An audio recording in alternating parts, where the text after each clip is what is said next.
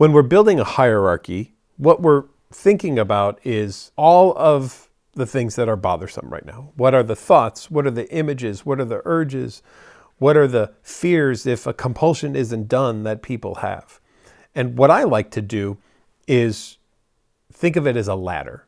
How can we start somebody doing something at a low level, practice that, build a really good foundation with that, and then from there, build up to doing more and more difficult things. But think of that, every layer of that is another layer of brick that is just really reinforcing the stuff that we're going to put on top of that and on top of that and on top of that. Often we'll send somebody a self-monitoring form, and that form can be used where they can monitor what are some of the intrusive thoughts or images or urges that they have, what are the various compulsions that they do throughout the day, and just keep a listing of those things.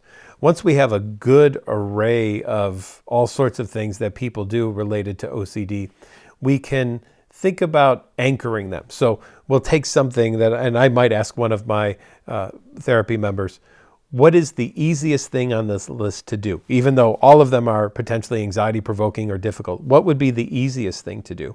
And that's one anchor point. And then if I had to ask you, what would be the hardest thing to do on this list? There's another anchor point. Now, great.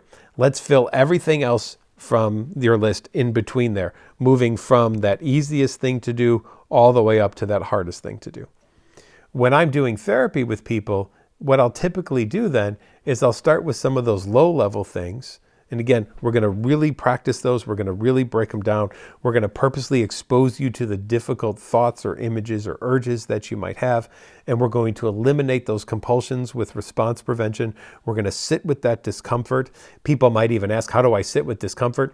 We might first identify that a thought's an OCD thought. We then might move to, well, I'll accept having that thought. Maybe it does or doesn't happen. And then we might move to the ultimate goal, which is just living our life, even though that thought or image or urge is there. When we've done that and we've practiced that and we've really kind of made that our new habit, shall we say, or our new behavior that we do, then we start applying that to things that are more and more difficult. And we're going to work up that ladder until we're doing some of those highest level things that you thought maybe when you started therapy that there's no way I'm ever going to be able to do that. I've had people do, and then even go beyond that for so many things as well too. OCD, remember, wants to tell you it's impossible to do these things. And I want to teach you as your therapist that, guess what? You can handle these things very much. You don't have to be afraid of them. And OCD is just a big fat liar anyway and isn't telling you the truth. Once you learn how to handle those things, then you can even think about if other stressors ever appear in your life, you can create a hierarchy about that stressor as well too, and even apply the same principles that we used for the one we were working on together in treatment to any other stressors that appear in your life. So the hierarchy is a great tool to help you face your fears, but not be overwhelmed by them, and to gradually build up to doing more and more difficult things. Think for a minute about sports. If you're a baseball or a softball player, you start off with a tee and the ball goes on the tee and you hit it off the tee. You don't start off with somebody pitching a 80-mile-an-hour softball or 100-mile-an-hour fastball at you, because when that happens when you're 4 years old, you would run for your parents and never want to play baseball ever again. You gradually build up to doing more and more things. From the tee, then the coaches are pitching, then your teammates are pitching, and then the opposite team's pitching, and then the balls come faster and faster and faster over time until you're in the big leagues when it's 100 miles an hour it's coming at you, and you don't even flinch anymore because you're so used to it.